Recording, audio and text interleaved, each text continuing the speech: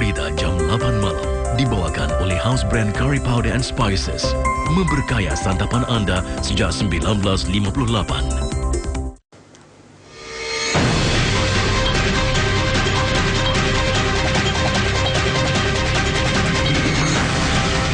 Bantuan zakat akhir tahun lebih $1 juta diagihkan kepada keluarga-keluarga memerlukan.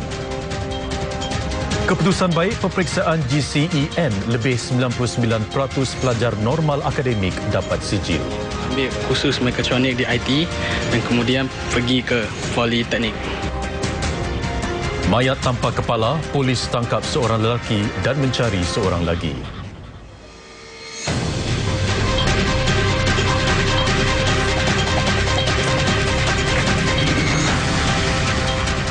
Salam sejahtera.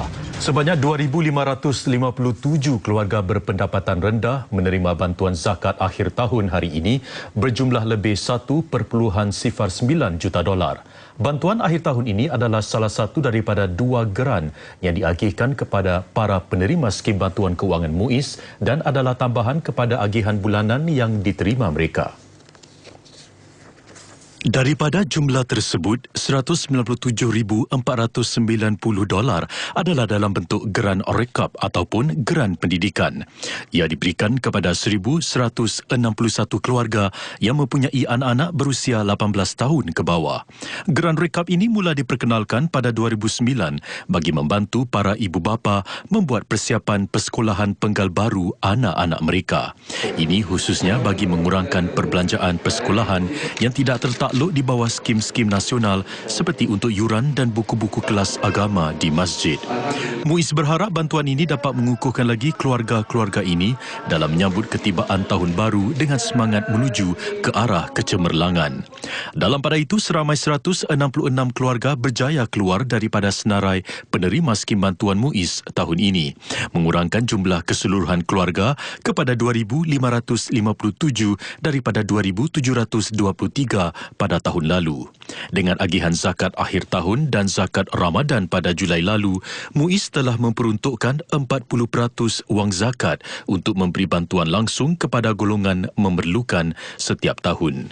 MUIS turut melahirkan penghargaan kepada masyarakat Islam Singapura bagi sokongan berterusan dan dermaan zakat untuk membolehkan bantuan diberikan kepada yang kurang berkemampuan.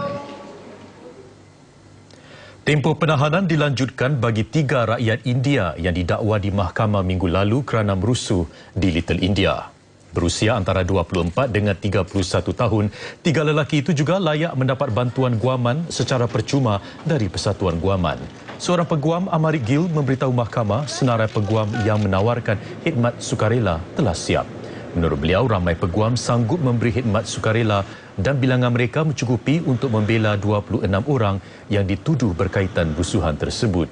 Encik Gill menambah, peguam-peguam itu dijangka hadir di mahkamah pada Isnin ini apabila kes kesemua 28 orang yang tertuduh didengar lagi. Baki 2 yang tertuduh itu perlu mencari peguam mereka sendiri. Sementara itu, polis mula memberitahu kedai-kedai dan peniaga di Little India mengenai langkah-langkah baru mengawal penjualan dan meminum arak di kawasan tersebut. Para pegawai telah mengedarkan notis-notis pemberitahuan kepada para peniaga siang tadi. Langkah-langkah baru itu akan dikuatkuasakan selama 6 bulan bermula hujung minggu ini. Antara langkah-langkah tersebut, pengharaman minum arak di kawasan-kawasan awam di Little India pada setiap hujung minggu, hari cuti awam dan hari sebelum cuti awam di dalam kawasan yang diisytiharkan. Pada hari-hari tersebut, kedai-kedai akan hanya dibenarkan menjual arak dari 6 pagi hingga 8 malam. Bilangan pelancong dari India yang ingin ke Singapura tidak terjejas ekoran rusuhan di Little India minggu lepas. Ini meskipun Singapura telah memutuskan untuk menghantar pulang 53 warga India kerana merusuh. Para pengendali pelancongan berkata penerbangan dari India masih berjalan seperti yang dijangkakan untuk musim percutian sekarang. Menjelang perayaan Krismas tahun ini, Kanchan Monga sibuk berbelanja di pasar New Delhi kerana ingin mengirimkan hadiah kepada adiknya Bhavna. Bhavna kini sedang bertugas di Singapura sebagai penganalisis kajian ekuiti dan tahun ini merupakan kali pertama beliau menyambut Krismas di Singapura berikutan rusuhan yang tercetus di Little India awal bulan ini. Kejadian itu telah membimbangkan kaum keluarganya, tetapi setelah mendapat jaminan daripada dirinya sendiri, mereka kini berasa lega kerana rusuhan itu nampaknya satu insiden terpencil. Rusuhan 8 hari bulan lalu merupakan yang paling buruk dalam sejarah Singapura sejak 40 tahun yang lalu dan ia tercetus disebabkan kematian seorang warga India berusia 33 tahun. Sebilangan besar warga India yang berada di tanah air mereka tidak tahu tentang kejadian itu ataupun keputusan yang diambil Singapura untuk menghantar pulang puluhan pekerja India yang didapati bersalah. Namun begitu, mereka melahirkan rasa yakin terhadap sistem undang-undang Singapura. Semasa kejadian serupa di Australia, ramai warga India memberontak kerana mereka percaya ia disebabkan diskriminasi kaum yang semakin berleluasa di sana. Namun bagi kes rusuhan di Singapura pula, ramai daripada mereka masih belum membuat kesimpulan yang sama. Ini bermakna kejadian itu tidak memberi kesan besar kepada jumlah pelancong India yang ingin datang ke Singapura. Bagaimanapun, ada yang terhalang disebabkan kegawatan ekonomi di India. Tinjauan terbaru menunjukkan para penduduk HDB yang ditawarkan skim pembangunan semula berkelompok atau SERS memberi sokongan besar terhadapnya. 87% daripada 628 keluarga yang ditinjau menyokong SERS. Kebanyakan mereka gembira kerana skim itu membolehkan mereka terus tinggal di estet perumahan yang sama dekat dengan jiran-jiran lama mereka. Menurut HDB, dapatan itu menyokong salah satu matlamat SERS untuk mengekalkan hubungan rapat di kalangan anggota masyarakat yang dipupuk sekian lama. Menulis di laman Facebook miliknya, Menteri Pembangunan Negara Khaw Boon Wan berkata SERS bukan setakat pembangunan fizikal. Ia juga merupakan usaha untuk mengembangkan hubungan masyarakat. Encik Khaw menambah, usaha itu melibatkan perancangan teliti agar para penduduk dapat terus tinggal berhampiran jiran-jiran mereka. Keputusan peperiksaan GCE aliran normal diumumkan hari ini. 99.5% pelajar aliran normal akademik diberikan sijil dengan 72.8% daripada mereka layak ke menengah 5 tahun depan. Bagi pelajar aliran normal teknikal pula, 98% menerima sijil masing-masing. Wartawan kami Nur Isyana Isaman bertemu 3 pelajar yang mencatat keputusan cemerlang meskipun mereka menghadapi cabaran di sekolah menengah. Abdul Haziq Abdul Hafiz layak memasuki aliran ekspres, namun dia memilih aliran normal akademik kerana ingin lebih banyak masa untuk mengimbangi pelajaran dengan lebih baik. Tindakan itu membuahkan hasil. Haziq lulus cemerlang dalam peperiksaan peringkat N. Ini walaupun ketika dia menengah 1, ayahnya meninggal dunia secara mengejut. Sejak ayah saya meninggal dunia, memang agak sukar untuk saya kerana dia adalah pendorong saya untuk cemerlang dalam sekolah. Sejak itu, ibu saya telah memberi saya banyak semangat untuk melakukan yang terbaik di sekolah. Di sekolah, Haziq giat dalam pasukan NCC dan menjadi ketua darjah untuk 4 tahun berturut-turut. Haziq merancang untuk menceburi bidang kulinari di Politeknik kelak. Seorang lagi pelajar yang mencatat keputusan cemerlang di sekolah menengah Temasek ialah Siti Halimatul Sa'diah Saidi, walaupun dia menghidap gangguan spektrum autisme sejak kecil. Guru-guru di sekolah saya menolong saya untuk mencapai keputusan yang baik. Di rumah, keluarga saya memberi banyak bantuan untuk mencapai keputusan yang baik untuk saya. Muhammad Daniel Haikal Rohman pula sering tidak hadir ke sekolah pada awal sekolah menengahnya. Malah dia pernah terfikir untuk berhenti sekolah. Namun siang tadi, Daniel muncul sebagai antara pelajar cemerlang di sekolahnya. Galakkan guru dan kawan-kawan memanggil saya pulang ke sekolah. Dan pada pertengahan menengah 3, saya sedar pentingnya pelajaran demi masa depan saya dan saya ingin mengambil kursus mekatronik di IT dan kemudian pergi ke Politeknik. Lebih 12,500 pelajar aliran normal akademik dan 5,510 pelajar aliran normal teknikal menduduki peperiksaan peringkat N tahun ini. Tahniah diucapkan kepada para pelajar kita. Saudara, laluan MRT Downtown 1 beroperasi mulai Ahad nanti. Ikuti nanti pelbagai persiapan untuk memastikan keselesaan para penumpang.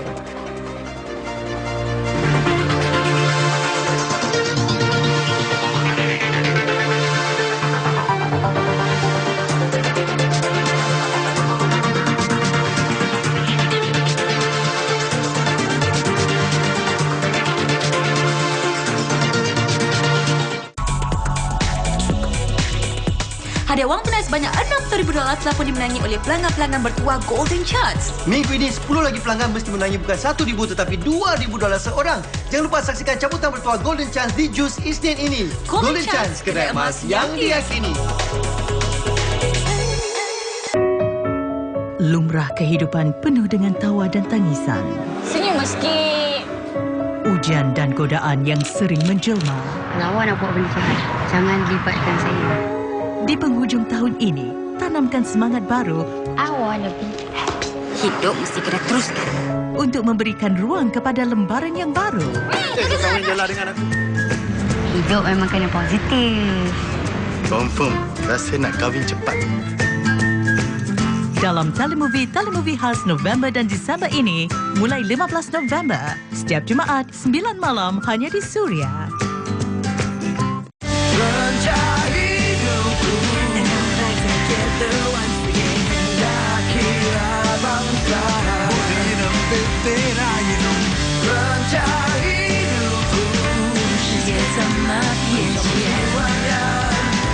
Bersama-sama kita bergembira.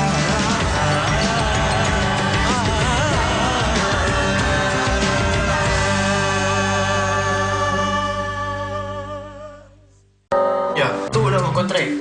Nak pergi bisnes ni Kak Syam. Apa ni? Ya, Syam tak minat lah. Syam belum ready. Saya rasa TV boleh menjadi wadah yang efektif. Saksikan bahagian terakhir TV Grafik. Esok 8.30 malam hanya di Suria. Aksi Mat Yoyo, Aksi Mat Yoyo. Ingat lagi tak lagu tema ini? Kalau ingin mengimbas kembali, jangan lupa saksikan TV Grafik.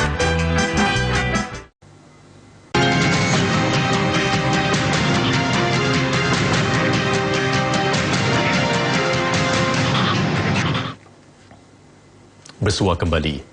Seorang lelaki rakyat India berusia 25 tahun ditangkap berhubung mayat wanita yang ditemui tanpa kepala di sebatang terusan dekat McNair Road minggu lalu. Polis juga sedang mencari seorang lagi rakyat India, Harvinder Singh, 33 tahun, untuk membantu siasatan kes pembunuhan itu. Mangsa telah dikenal pasti sebagai Jasvinder Kaur, seorang warga India berusia 33 tahun. Selain tidak berkepala semasa ditemui pada 12 Disember lalu, kedua-dua tangan Jasvinder juga sudah terputus dari bahagian pergelangan. Siasatan awal menunjukkan lelaki yang masih dicari, Harvinder Singh, telah meninggalkan Singapura sejurus kematian Jasvinder dilaporkan. Polis sedang mendapatkan bantuan pihak berkuasa negara-negara jiran untuk menjejaki Harvinder. Orang ramai yang mempunyai maklumat mengenai lelaki itu juga diminta menghubungi polis di talian 1800 255 0000. Operasi mencari dan menyelamat sedang dijalankan untuk 5 orang yang hilang setelah bot tongkang yang dinaiki terbalik sekitar 3 batu nautika di barat rumah api Horsburgh. 6 lagi kaki tangan tongkang Heng Hong 168 telah pun diselamatkan oleh polis mengawal pantai sekitar 8 pagi tadi. Pihak berkuasa maritim dan pelabuhan Singapura sedang menyelaraskan operasi tersebut yang disertai juga para penyelam. Seorang bekas pengarah bahagian teknologi SCDF didakwa hari ini atas 2 tuduhan pecah amanah. Jagannathan Ramasamy berumur 62 tahun menghadapi 2 tuduhan menggelapkan 2 Apple iPad 2 bernilai $938 sebuah pada September 2011. Dia didakwa memberi sebuah iPad kepada anak perempuannya untuk kegunaan peribadi dan menjual yang lagi satu pada rakan sekerjanya pada harga $200. Jagannathan dipercayai mendapatkan kedua-dua iPad itu dari NCS, salah satu vendor IT utama bagi SCDF. iPad tersebut dihantar ke pejabatnya di Ubi Avenue dengan tujuan untuk menguji aplikasi telefon bimbit. Jika didapati bersalah, Jagannathan boleh dikenakan penjara seumur hidup dan denda. Setiap usaha telah dibuat untuk memastikan perjalanan para penumpang berjalan licin menjelang pembukaan MRT laluan Downtown 1 Ahad ini. Rancangan kecemasan telah diuji secara gigih dalam masa 3 bulan yang lalu dengan lebih 180 latihan telah pun dijalankan. Dan sebahagian latihan itu melibatkan berbilang agensi termasuk simulasi senario kerosakan kereta api. Di sinilah di mana semuanya berlaku, Pusat Kawalan Operasi Rangkaian Kereta Api Laluan Downtown 1. Di sini, ketua pengawal berperanan bak seorang konduktor orkestra memastikan semua kereta api beroperasi dengan lancar. Pusat ini berupaya mengawal peralatan dari jarak jauh di stesen-stesen yang berbeza dari satu lokasi ke satu lokasi. Rumah terbuka ini yang diadakan sebelum pembukaan rasminya membantu menguji bagaimana stesen ini dapat menampung jumlah penumpang nanti. Dalam latihan-latihan kecemasan lain, rakan-rakan kongsi yang lain juga dilibatkan sama untuk menguji bagaimana para kaki tangan mengarahkan penumpang keluar kereta api ke landasan jika perlu semasa kejadian kereta api rosak. Latihan-latihan tersebut juga melibatkan para pengendali pengangkutan SBS Transit dan SMRT termasuk SCDF. Kereta apinya juga mempunyai mekanisme automatik yang membolehkan ia berhenti di stesen selanjutnya jika ada masalah dengan sistem isyaratnya. Sebelum beroperasi setiap pagi, kereta api ini melalui proses bangun selama 20 minit di mana brek, sistem penghawa dingin, lampu dan sistem bateri diuji secara automatik. Kemudian para pegawai khidmat pelanggan melakukan ujian terakhir sebelum semuanya mula beroperasi. Kereta api laluan Downtown 1 akan bergerak dengan jarak 4 minit semasa waktu sibuk dan 5 minit di luar waktu sibuk. Perkhidmatan MRT laluan Circle Line berjalan seperti biasa pagi tadi setelah mengalami gangguan bekalan elektrik malam semalam. Gangguan itu berlaku pada sekitar 11.21 malam semalam semasa dalam perjalanan dari stesen Stadium ke Harbourfront. Pengendali SMRT berkata para juruteranya telah dikerahkan ke tempat kejadian untuk menghidupkan semula kuasa landasan rangkaian tersebut. Mujur bekalan elektrik dapat dikembalikan semula pada 4 pagi tadi. Siasatan awal menunjukkan gangguan itu berpunca daripada kerosakan kabel elektrik yang dipasang LTA semasa kerja menggantikan kabel dilakukan. SMRT berkata ia akan terus memantau keadaan. Pakatan Pembangkang Malaysia bakal melancarkan kempen seluruh negara membantah rancangan pemerintah untuk memperkenalkan cukai barangan dan perkhidmatan GST pada 2015. Pihak pembangkang berpendapat rasuah dan pengeluaran wang haram dari negara itu perlu dihentikan dahulu sebelum cukai dikenakan. Pemimpin pembangkang Anwar Ibrahim berkata beliau sentiasa menyokong pelaksanaan GST di Malaysia tetapi hanya bila masanya tepat. Datuk Seri Anwar tidak menganjurkan untuk mengenakan cukai semasa memegang jawatan sebagai Menteri Keuangan pada tahun 90-an kerana merasakan rakyat dan kerajaan masih belum bersedia dan pendiriannya masih belum berubah sekarang.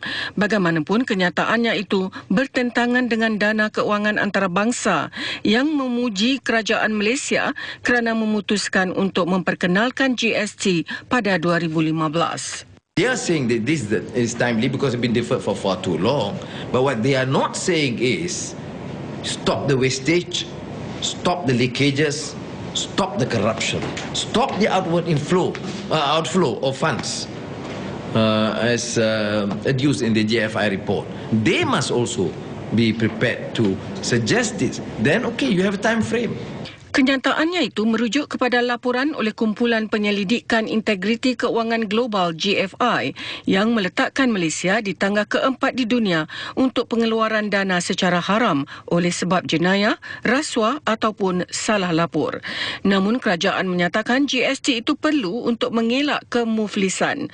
Mengikut perancangan, GST akan diperkenalkan di Malaysia pada April 2015 pada kadar 6%. Kita beralih ke laporan kewangan. Seperti yang dijangkakan, tabung simpanan federal Amerika memotong peruntukan bagi program rangsangan ekonominya dengan sebanyak $10 bilion Amerika kepada $75 bilion Amerika sebulan. Kadar faedah juga dikekalkan di paras hampir sifar. Ekoran itu sejajar dengan pasaran serantau. Bursa Singapura ditutup lebih tinggi hari ini. Indeks ST menokok lebih 8 mata.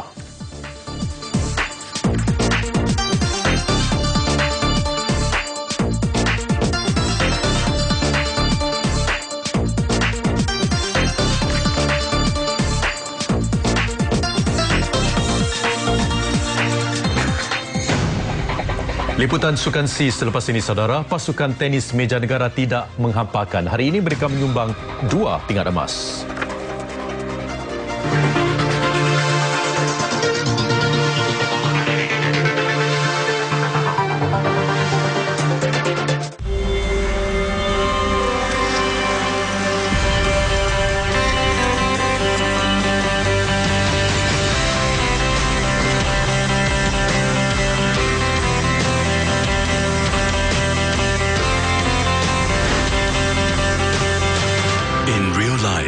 There's no rewind button. Don't destroy your life and hurt your loved ones. Stay away from alarms.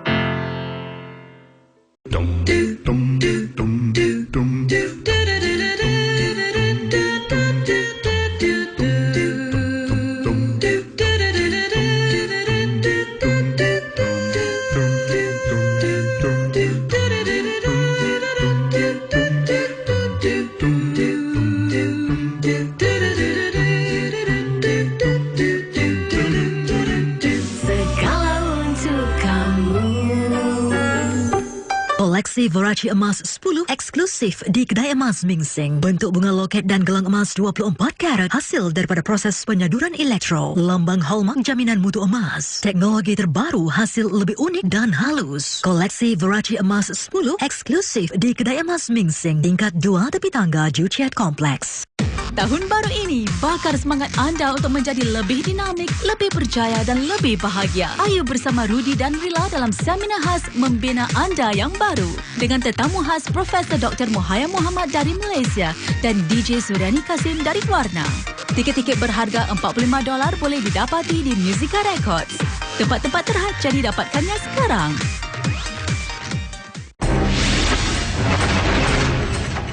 Undilah kami. Kumpulan pilihan anda, tuai tudi. Undi kumpulan kegemaran anda di facebook.com/MediaCorp Suria sekarang. Setiap pengundi akan mendapat 20 undian setelah mendaftar. Dan 10 lagi undian apabila berjaya berkongsi muat turun aplikasi dengan rakan Facebook anda. Saksikan Satu Family mulai 27 Disember, Jumaat 8.30 malam hanya di Suria.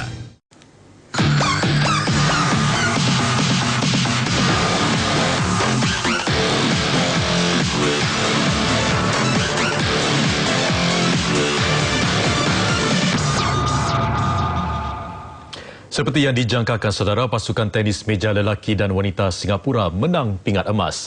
Ini bermakna pasukan tenis meja hanya perlu menang 1 lagi pingat emas untuk mencapai sasaran kutipan 3 emas dalam Sukan C kali ini.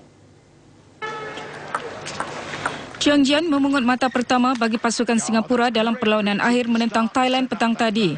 Chen menang perlawanan sengit ini 3-2. Li Hu pula tidak menghadapi masalah besar untuk menang perseorangan kedua. Dia menundukkan pencabarnya 3 set tidak berbalas. Keputusan 3-0 juga dicatatkan dalam perlawanan beregu melibatkan gandingan Chen dengan Chen Feng.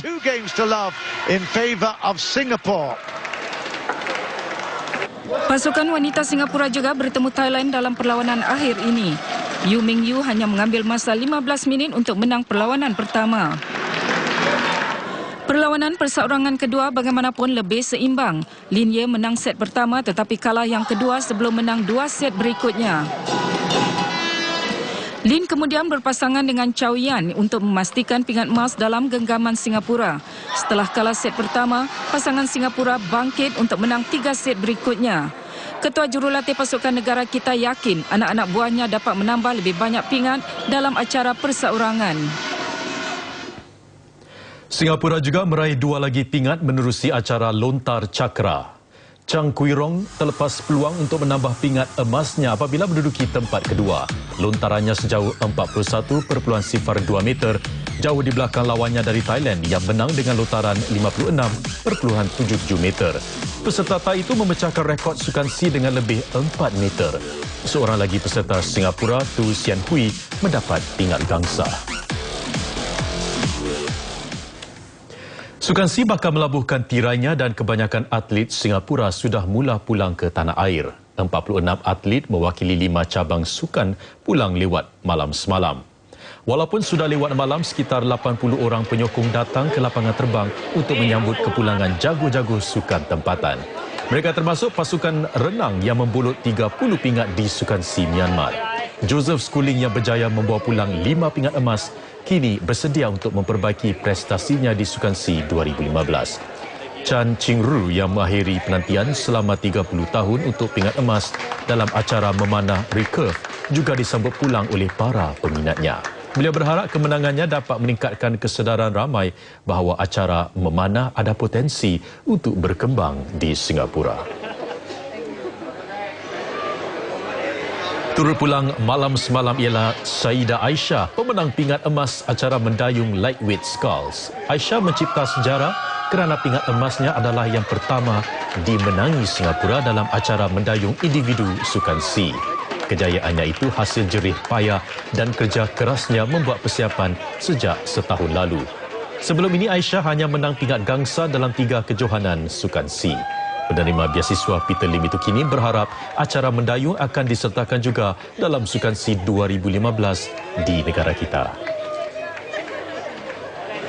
Saya berasa amat bangga atas kejayaan ini dan saya berharap bahawa keputusan saya ini akan memotivasikan atlet-atlet yang lain untuk mencapai cita-cita mereka. Akhir sekali saudara, kami bawakan sesuatu yang agak menarik. Selesai dari kejayaan Sukan Si, pemenang 6 pingat kejohanan itu, Joseph Schooling sibuk pula di Adventure Cove Waterpark pagi tadi. Ini adalah masa rehat yang menyeronokkan bagi atlet muda ini kerana dapat berenang bersama 2 ikan lumba-lumba jenis bottlenose selama 40 minit. Bahkan beliau berada begitu dekat dengan Hui Hui dan Sheng Huo sambil mengikuti setiap geraknya termasuk di atas papan luncur. Saksikan terus aksi dolphin bersama olahragawan negara ini. Sekian dan salam hormat.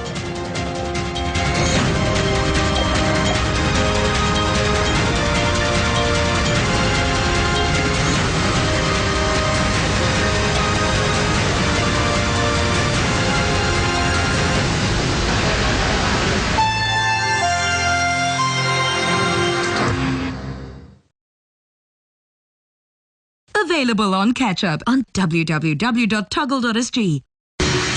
Rasakan kegaran rentak dunia dalam satu perayaan muzik gabungan bertenaga dari 2 negara. Berhibur bersama Sarah Akila, Maya Rahman, Adib, Nuradi dan ramai lagi.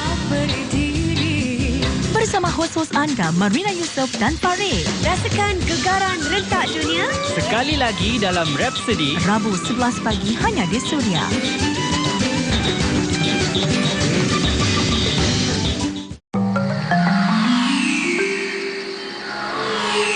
Wahai Mak Tiri, mengapakah anda bersedih? Boleh pecah 1000 saya menatap wajah anda. Sejak baru-baru ni, saya rasa sunyi sangat. Tengok saja putih. Dia dapat kahwin anak raja. Saya pun nak jugalah. Don't worry Mak Tiri, saya ada calon-calon yang melopok. Ya ke? Calon pertama, Ariel Zafrel. Seorang pemuda yang periang dan setia. Dia confirm cintakan you seorang saja. Wow, I like. Calon seterusnya, Adi Putra. Pujaan hati setiap gadis di kota ini. Mak Dara macam you pun pasti terpikat. I really terima nikah ya. Tapi kan, kalau bolehlah kan, I nak Mak Sali jadi anak I rambut blond, mata biru. Kalau begitu, anda pasti suka dengan Stephen Ramal Hughes. Badannya sasa, sungguh gagah, perkasa. Wow, semuanya hebat-hebat belaka. Susah betul nak pilih calon I. Apa kata you all tonton filem-filem khas hari cuti ini dan tolong pilih untuk I. Nanti sanding I jemput, okay? Wedding of the year tau. Jatuh cinta sekali lagi bersama kami di Suria.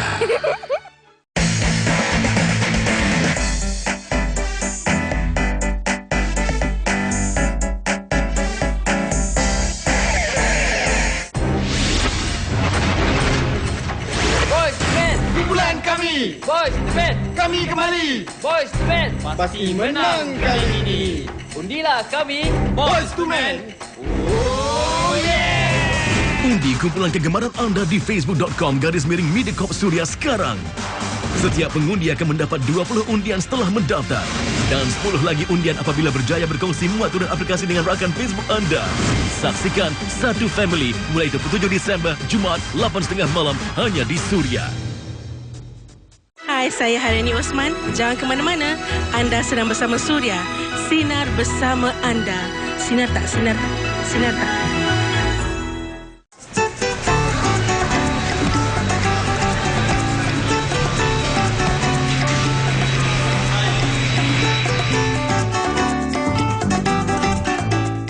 Bumi Korea diwarnai dengan 4 musim yang cukup mempersonakan dan setiap musim memiliki keistimewaan tersendiri dengan rupa bumi dan keindahan yang sukar digambarkan dengan kata-kata.